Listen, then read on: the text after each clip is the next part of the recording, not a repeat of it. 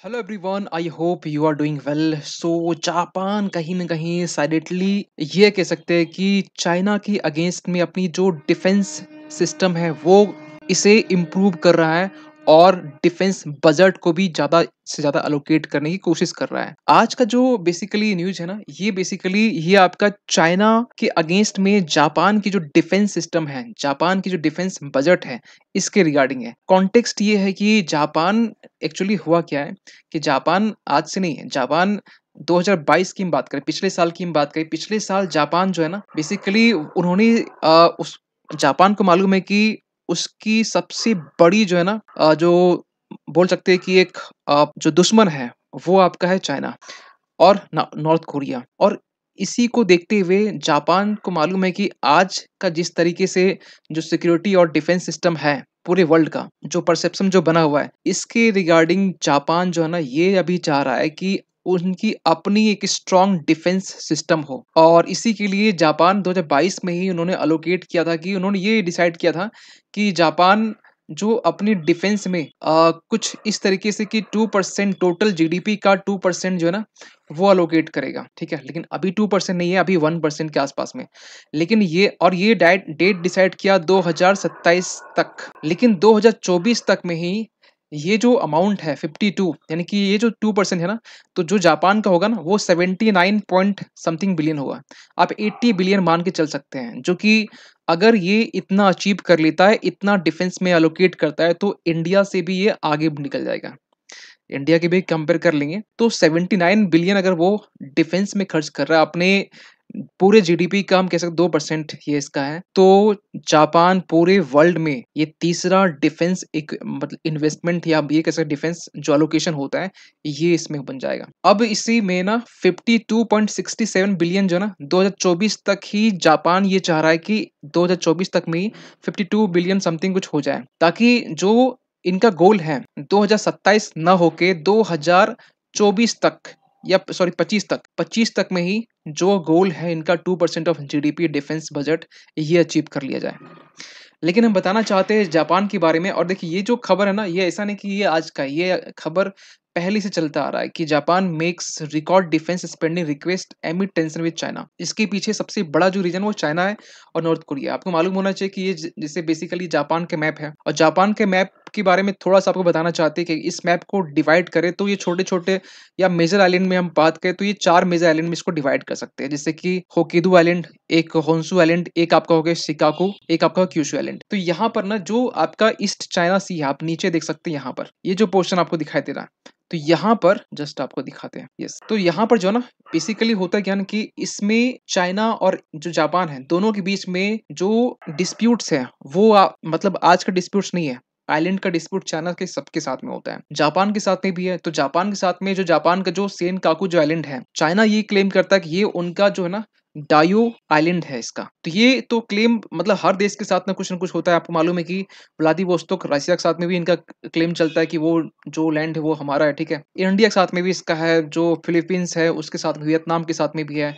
तो हर एक south east जो साउथ चाइना सी में जितने भी छोटे छोटे आइलैंड कंट्री है, सबके साथ में जापान चाइना का डिस्प्यूट्स कहीं ना कहीं आपको देखने को मिलता है। तो ये जो आपका जापान का जो मैप है ना, इस जापान के मैप में आपको एक चीज बता दें कि अभी रिसेंट में ना नॉर्थ कोरिया जो जस्ट ऊपर में है, उन्होंने उसको मालूम है कि वो मिसाइल्स खासकर टेस्ट करने में वो एक्सपर्ट है। हर महीने कुछ ना कुछ मिसाइल टेस्ट करता रहता है। तो यहाँ पर उन्होंने रिसेंट में मिसाइल एक टेस्ट किया, जिसमें पिछले साल की बात है और रिसेंट की भी बात है, जो कि जापान के ऊपर से होकर गुजरा था। और कहीं न कहीं चाइना भी टेस्ट करता रहता है। चाइना चाइना खासकर जो ईस्ट चाइना सी है, यहाँ पर चाइना बहुत एक्टिव होता है। यहाँ पर वो मिसाइल्स टेस्ट करता ही रहता है। तो ये चीज़ को देखते हुए जापान जो आज के टाइम में जो कि इकोनॉमिकली ये पावरफुल कंट्री है, तीसरे नंबर में आता है, जिसकी जो इकोनॉमी का जो वैल्यू 4.4 ट्रिलियन है, और यूएसए चाइना के बाद में इसी का नंबर है। लेकिन क्या ऐसा हुआ कि जापान आज के टाइम में मिलिट्री मिलिट्री रूप में ये स्ट्रांग बनने की कोशिश कर रहा है? इसके पीछे एक ही रीजन है, वो है चाइना और नॉर्थ कोरिया। अभी जो है ना जापान के रिगार्डिंग ये होती है कि जापान अभी पैसिफिस्ट पॉलिसी को फॉलो करता है। क्या मतलब हुआ? मतलब ये शील्ड और डैगर ये पॉलिसी फॉलो करता है। शील्ड डैगर क्या होता है? देखिए शील्ड जो डैगर ना, शील्ड एंड डैगर, इसका मतलब हुआ कि इसकी जो डिफेंस की जो रिस्पॉन्सिबिलिटी है वो यूएसए अभी तक ले रखा है। क्योंकि वर्ल्ड वॉर 2 के बाद में आपको मालूम है कि इसके बाद में पूरा यूएसए जो है ना, पूरा डिफेंस की जो ज़िम्मेवारी है जापान की, वो यूएसए ले रखा है। लेकिन आपको मालूम होना चाहिए कि यूएसए खुद यू वॉर में मतलब नहीं इन्वॉल्व होता है, लेकिन वो मिसाइल्स को खासा ज़्यादा वो सेल करता है। तो ये चीज़ को कहीं न कहीं जापान भी समझता है और जापान इसी को रिप्लेस करते हुए जापान खुद की अपनी सेल्फ डिफेंस जो है ना, सिस्टम को तैयार करने में लगा हुआ है। जापान का ये भी कहना है कि यूक्रेन की वॉर से हम लोग कुछ सीख ले सकते हैं। वो कैसे? वो कुछ इस तरीके से कि उन्होंने ये टर्म यूज़ किया कि Ukraine today may be east Asia tomorrow. East Asia tomorrow इसका मीनिंग मतलब समझ सकते हैं कि आज के टाइम में जो ईस्ट एशिया का जो हालत है ना, वो यूक्रेन का है और यूक्रेन का बन सकता है, ठीक है? मतलब ये इन्होंने एक प्रेडिक्शंस किया है, कुछ इस तरीके से। अगर और यूक्रेन को देखते हुए, क्योंकि यूक्रेन आपको मालूम है कि रसिया के कंपैरेटिवली जो है ना, ये डिफेंस के मामले में मतलब वीक है। हाँ, ये अलग बात है कि बाकी यूरोपियन कंट्री यूएसए जो है ना, और बाकी जो स्ट्रॉन्ग कंट्री वो इनकी हेल्प कर रहे हैं, खासकर डिफेंस इक्विपमेंट प्रोवाइड करके, फंडिंग करके। लेकिन फिर भी आज के टाइम में यूक्रेन जो है ना, सबका सपोर्ट मिलने के बाद भी रसिया को फाइट नहीं कर पा रहा है। तो ये सब देखते हुए जो जापान है, वो ये उनका ये कहना है कि आज के टाइम में जो परसेप्शन है सिक्योरिटी का, वो ड्रास्टिकली वो चेंज हुआ है पूरे वर्ल्ड में। तो ये और उन्होंने उसका ये भी कहना था कि खासकर फ़िनलैंड, स्वीडन ये नाटो को जॉइन करना चाहते हैं। क्यों? क्योंकि सिक्योरिटी का इश्यूज़ है। खासकर जो परसेप्शन ऑफ सिक्योरिटी है, ऑन सिक्योरिटी है, ये पूरे वर्ल्ड पे ड्रास्टिकली ये चेंज हुआ है। इसको देखते हुए हर एक कंट्री की जो परसेप्शन है सिक्योरिटी लेकर, ये बदल रहा है। हर एक कंट्री ये चाहता है कि एक बड़े ग्रुप का हिस्सा बने, जिससे नाटो के हिस्सा हिस्सा बने। कोई मतलब कोई किसी पोल से जुड़ना चाहता है, पाकिस्तान चाइना के पोल से जुड़ना चाहता है, उसी तरीके से जापान ये चाहता है कि किसी पोल के साथ पैरेलली ये डिफेंस में भी इम्प्रूवमेंट और इसको स्ट्रेंथ करे, ठीक है? इसके बाद में एक सवाल ये भी निकल के आता है कि जापान के जो लोग हैं ना, आज तक जिस तरीके से वो जीते आए, इकोनॉमिकली ज़्यादा फ़ोकस किए, लेकिन क्या लगता है कि जापान की जो पब्लिक है, वहाँ के जो नागरिक हैं, वो सपोर्ट करेंगे? लेकिन यहाँ वहाँ के जो सर्वे हैं, उन जो निकी सर्वे है, ठीक है? ये इस सर्वे के अकॉर्डिंग ये देखा गया है कि 90% जो जापानीज़ हैं, वो बिलीव करते हैं कि चाइनाज़ के इन्वेज़न ये जो इन्वेज़न है, ठीक है? इसके लिए जो है ना, बेसिकली जापान को तैयार होना चाहिए। तो यहाँ पर ये देखा गया है कि जो जापानीज़ जो सिटीज़न है, वो भी कहीं न कहीं मानते हैं कि यस, चाइना के अगेंस्ट में हमें मतलब अपने डिफेंस को स्ट्रॉन्ग करने की नीड है।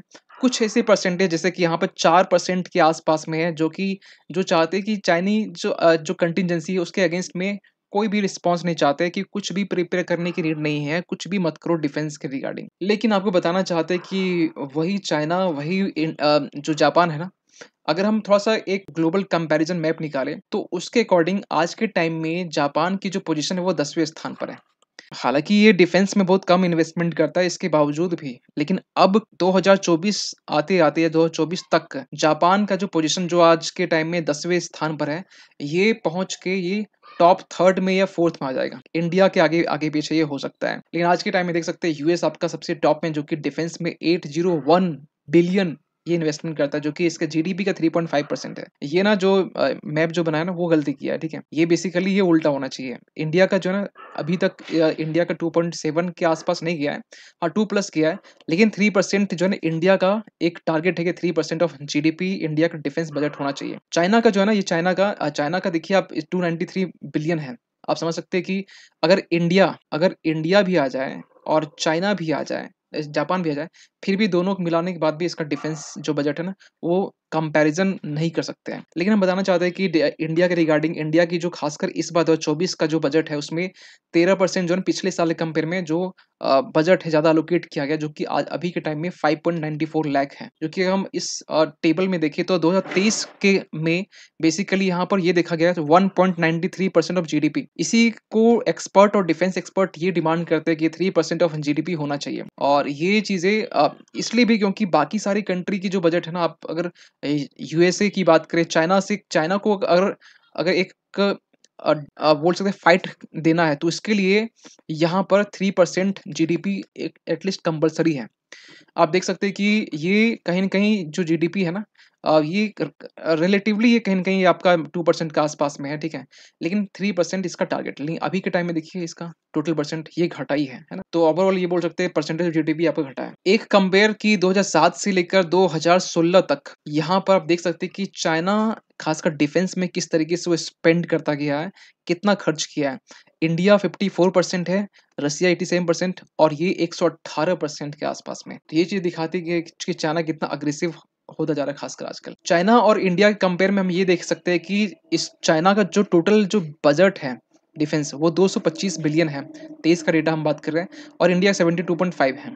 और जापान जो है टारगेट ये रखा है खासकर 2027 तक में ये 79 बिलियन करने का। जाहिर सी बात है कि जापान थर्ड में निकल जाएगा। आज एक छोटा सा देश जो कि इकोनॉमिकली स्ट्रांग है और इकोनॉमिकली वो थर्ड में भी आता है, तो डिफेंस के मामले में भी ये थर्ड में पहुंच जाएगा। ये एक बहुत बड़ी, एक कह सकते हैं कि चीजें निकल के आ रही है। अब यहाँ पे एक सवाल निकल के ये आता है कि ठीक है, अब यहाँ पर तो ये सब आपने बताया, लेकिन एक बात बताइए कि ये जो बेसिकली जो आप मैप देख रहे हैं, इस मैप के अकॉर्डिंग जो चाइना जो है ना आज के टाइम में इनका जो डिफेंस बजट है तो 19 से 23 तक में आप देख सकते हैं कि ये बढ़ाई है, ये पूरा अभी आज के कंपेरेटिवली ये पूरा बढ़ा है। हाँ, अगर हम बात करें इस जो परसेंटेज है अगर उसको हम माइनस कर दे, उसको इग्नोर करें, लेकिन ये इन्वेस्टमेंट, ये जो स्पेंडिंग ये बढ़ा है। तो इसी को देखते हुए यहाँ पर इंडिया और जापान दोनों का बोल सकते हैं कि जो दुश्मन है, जो कॉम्पिटिटर है, वो चाइना है। और जापान के लिए जिस तरीके से हमारे पास में एक छोटा सा पुत्तू सा एक देश जो है,